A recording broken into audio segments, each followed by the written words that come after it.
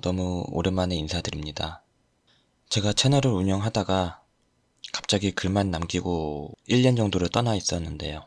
구독하시던 분들은 갑자기 왜 사라졌는지 궁금하신 분들이 많았을 것 같은데, 제가 일하고 있던 회사가 갑자기 문을 닫게 됐습니다. 저도 한 달도 남겨놓지 않고 갑자기 소식을 듣게 돼서 좀 갑작스럽고 당황한 것도 많고, 다른 회사를 알아보는 시간이 많이 필요했기 때문에 그동안 투자를 멈췄었어요.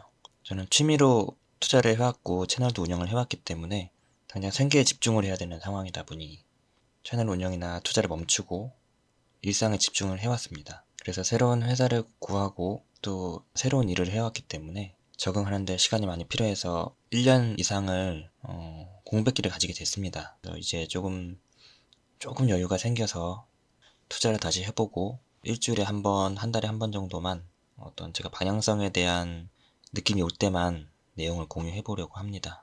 오늘은 너무 오랜만에 영상을 올리는 만큼 지금 투자 시장에 대한 전체적인 제 관점을 공유해 보는 게 좋을 것 같고요. 비트코인과 나스닥 그리고 코스피, 요즘 논란이 되고 있는 인기 많은 코스피 그리고 골드 정도 제 관점을 공유하고 마치도록 하겠습니다. 저는 투자를 안 하고 있다가 작년 말부터 조금씩 여유가 생겨서 차트를 보기 시작했고, 1월 중순부터는 코스피는 하락이 올 거라고 예상을 했었어요. 그런데 생각보다 좀 오버슈팅이 나오면서 2월 달까지는 괜찮았던 장이었던 것 같고, 3월부터는 약세장이 시작됐다고 봅니다. 그래서 지금 코스피를 관점을 먼저 보면, 이거는 코스피 월봉인데 이때부터 바닥에서 올라와서 저는 이렇게 1, 2, 3, 4부터 나왔다고 봐요. 큰 세파동이 나왔기 때문에 이제 하락이 크게 나와야 됩니다. 여기서 또 올라간다는 거는 저는 아주 어려운 일이라고 보고, 하단선이 만나는 지점까지는 내려올 것 같다 라고 보고 있어서 관심도가 너무 높고 투자하려는 사람들도 많아요. 그래서 내려가더라도 한번 올라올 수 있다고 생각하는데 결국은 다시 내려간다고 생각하고 있습니다. 제가 예상하는 코스피 하락폭은, 코스피가 4,300 정도까지는 내려가야 좀 매수하기 좋은 시점이 된다고 생각을 해요. 안전하게. 이건 안전한 관점이죠. 이거를 주봉으로 보면 코스피는 지금 주봉으로는 바닥일 수도 있는 지점이에요. 단기적으로는 지지를 받는 영역까지 내려왔기 때문에. 하지만 여기서 지지가 잘 될 것 같진 않고요. 과거와 다르게 실적 기반이다, 반도체는 뭐 AI는 이제 활성화된다, 이 분야의 시작점이다, 이런 맹신하는 분들이 많아요. 주변에 보면 삼성전자 매출이 이렇게 큰데 주가는 당연히 이 정도 돼야 된다, 이제 정상화되는 구간인 거지 절대 오버한 구간이 아니다라고 생각을 하는데, 전 삼성의 실적과 삼성의 주가는 큰 연관이 있다고 생각하지 않거든요. 이상한 얘기처럼 들릴 수 있는데, 어떤 기업이 좋은 실적을 내서 그 주가가 오를 때는 부장이니까 그런 거예요. 하락장일 때는 그 기업이 아무리 실적을 잘 내고 좋은 호재가 나와도 주가가 잘 안 올라요.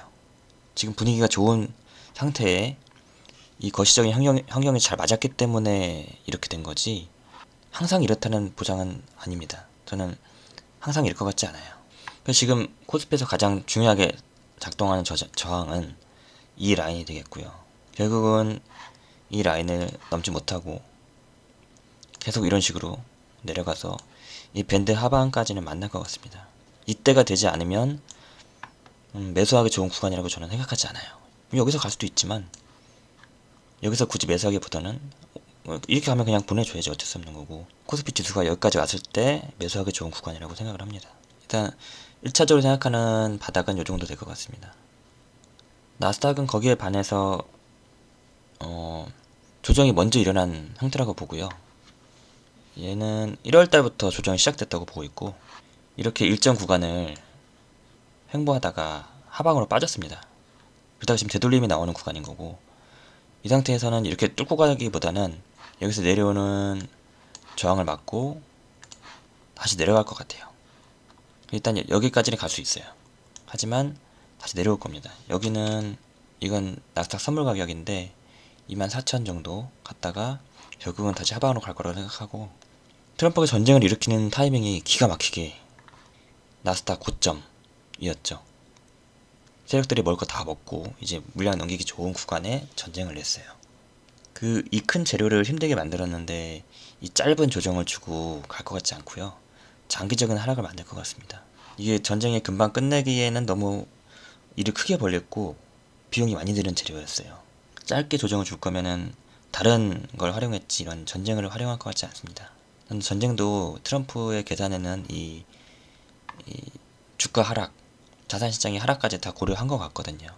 뭐 골드라든가 나스닥의 조정도 다 계산된 타이밍에 일을 벌인 거라고 보고 있습니다. 짧게 조정을 주기 위한 거라면 더 가벼운 재료를 사용했을 거예요. 이 전쟁이라는 걸 본인도 리스크를 크게 가져가야 되는 이 전쟁, 거기에 따른 물가 상승까지 미 국민들의 반대 여론까지 거셀 텐데 이거를 이용한다는 거는 크게 해먹겠다는 얘기인 거고, 장기적인 하락을 만들어서 큰 차익을 볼 수 있는 시장을 만들 것 같습니다. 이 정도로는 끝나지 않을 것 같아요. 비트코인 같은 경우에 먼저 얘는 좀 맞은 편이죠. 하락이 언제부터죠? 10월달. 얘는 사이클이 빠른 만큼 선행했다고 보는 거죠. 코스피, 나스닥, 비트가 다 따로 놀았어요. 예전에는 같이 갈 때도 있었는데 분위기가 이 불장의 절정에 이르면서 비트는 먼저 고점을 찍고 떨어지기 시작했죠. 그때가 10월달 정도. 지금 뭐 언론 같은 데서 보면 비트가 뭐 금을 대체하고 나스닥보다 더 안정적인 투자 자산이 될 거고 뭐 이런 썰들을 풀어대는데, 그것 때문에 비트가 오르는 게 아니라 비트는 먼저 맞았기 때문이에요.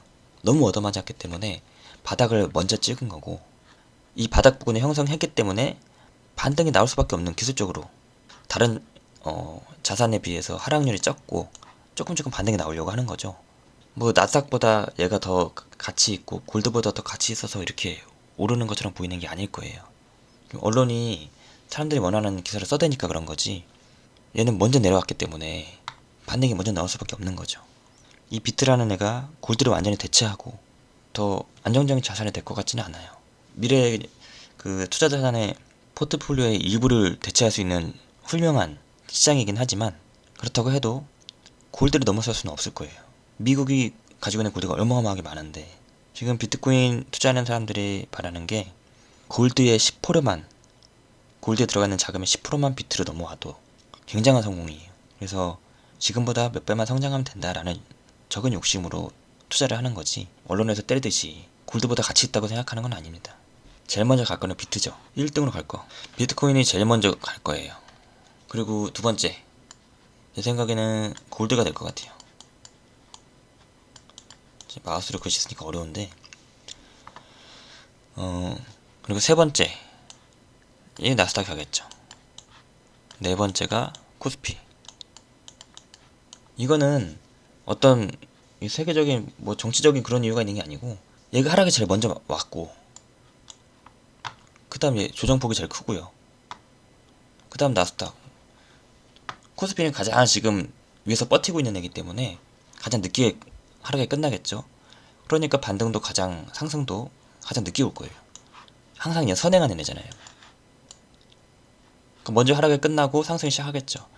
얘가 상승을 시작했으면 이제 좀 머물다가 얘가고 하겠죠, 결국에.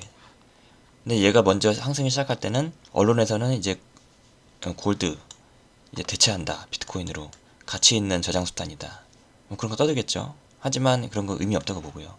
그냥 먼저 맞아서 먼저 오를 뿐, 그렇게 보면 되겠습니다.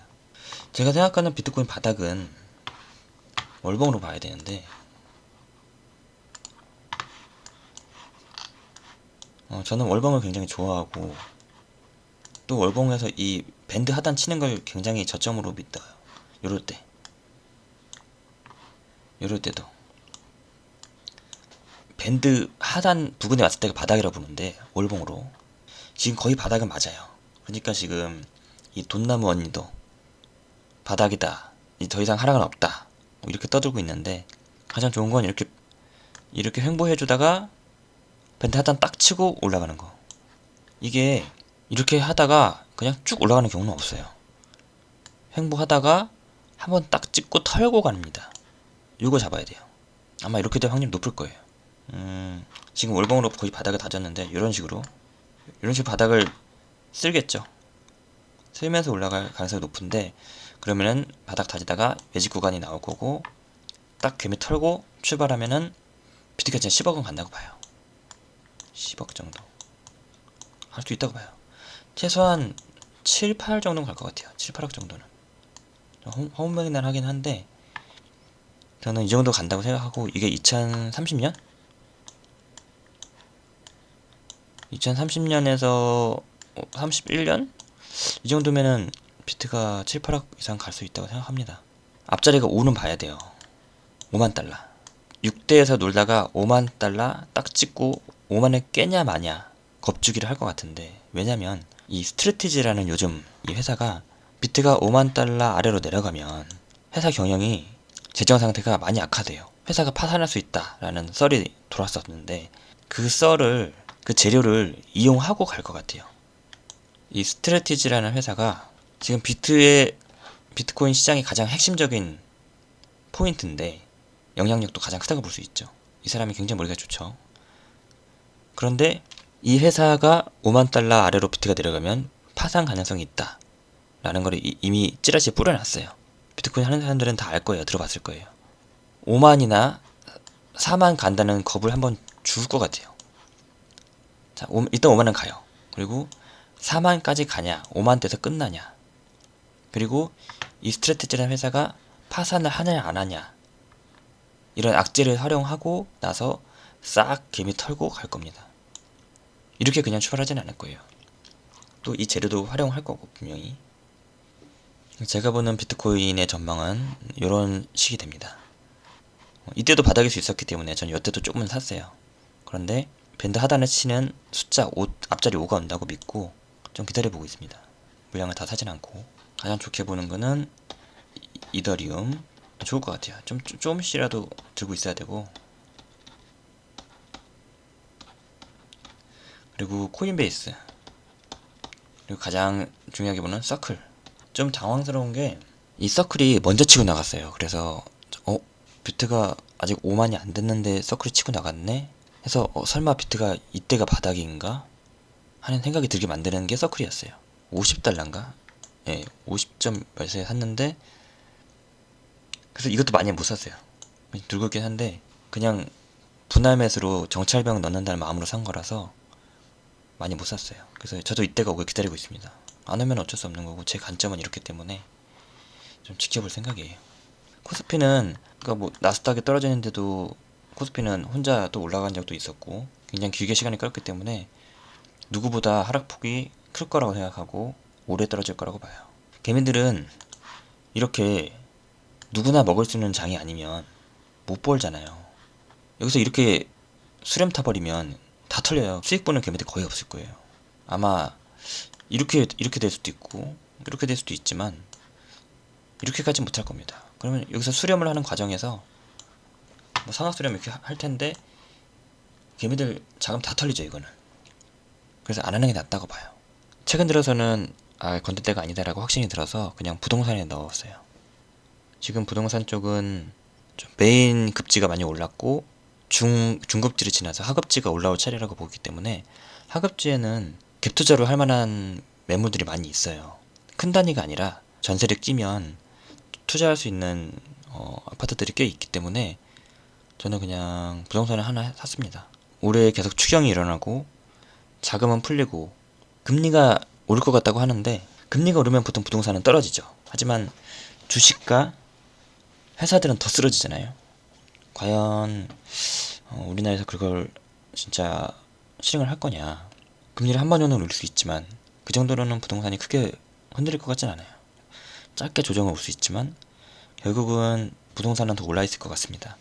내년과 또 내후년까지도 물가는 계속 오를 것 같아요. 트럼프가 얼마나 또 화폐 가치를 떨구려고 이렇게 전쟁을 일으키고, 가장 고리타분한 방법이죠. 이게 미국의 부채를 녹여버리는, 이제는 누구나 아는 그런 이론이 돼버렸지만 가장 고리타분하고 구식 방식이지만 가장 좋은 방법이죠. 그래서 또 쓸 거라고 봐요. 어떻게든. 그렇기 위해서 좋은 명분이 또 전쟁인 거고, 지금 돈을 녹여가는 과정이라고 봅니다. 오늘 주요 투자 시장을 한 번씩 둘러봤는데, 관점 정리가 되면 그때 영상 또 올리도록 하겠습니다.